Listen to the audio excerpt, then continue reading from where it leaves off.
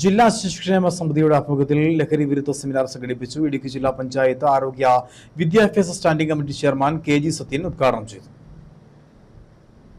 സമൂഹത്തിൽ ഉയർന്നുവരുന്ന ലഹരി ഉപയോഗത്തിനും സാമൂഹിക ജീർണതയ്ക്കുമെതിരായി കുട്ടികളിൽ അവബോധം വളർത്തുന്നതിനു വേണ്ടിയാണ് ജില്ലാ ശിശുക്ഷേമ സമിതിയുടെ നേതൃത്വത്തിൽ ലഹരി വിരുദ്ധ സെമിനാർ സംഘടിപ്പിച്ചത്.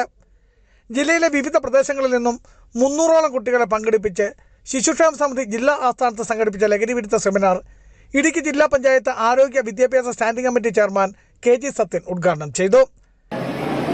രാസലഹരി നമ്മുടെ സമൂഹത്തെ ലോകമാകെ ചൂഴ്ന്നു നിൽക്കുന്ന ഒരു വലിയ ഭീഷണിയാണ്.